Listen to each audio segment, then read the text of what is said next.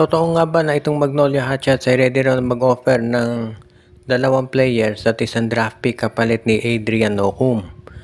Dahil dito sa nangyari sa Rain or Shine kung saan umalis nga si Gian Mamuyak, tinrade sa Phoenix, at ito namang si Andre Caracut ay hindi pa nare-resolve yung contract issue dito sa ROS.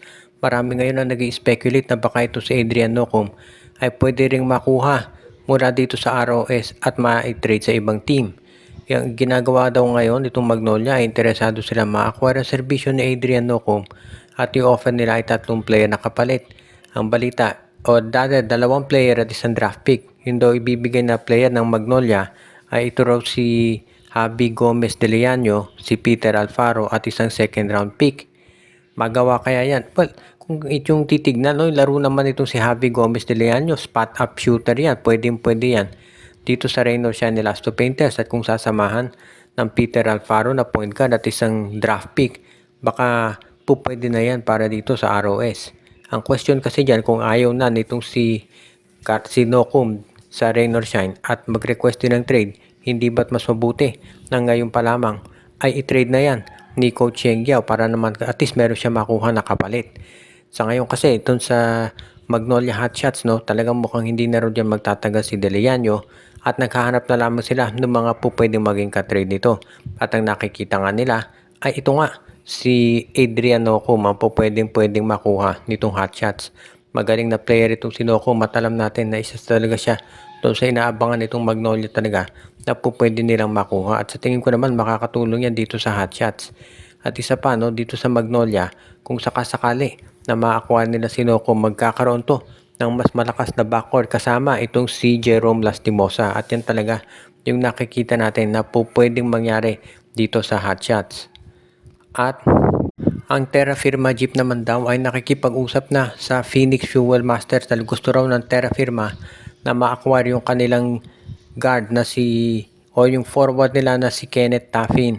At ibibigay daw naman ng Terra Firma na kapalit si Maverick Ahan Misi.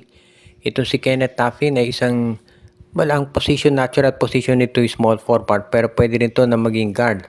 Pero ang talagang dahilan kung ba't gusto makuha ng Terra Firma ay dahil solid defender ito sa perimeter. Kaya nitong magwardya ng mga perimeter players plus yung mga shooting guards ng ibang mga team.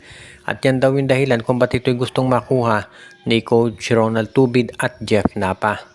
Siyempre, pagdating dito sa ganyang mga trade sa Terra Firma, ang unang pumapasok sa isipan ng mga tao ay magtatagal kaya ang nasabing player sa Terra Firma o baka naman sa bandang huli ang mangyari niyan ay ito'y i-trade na rin dito sa SMC.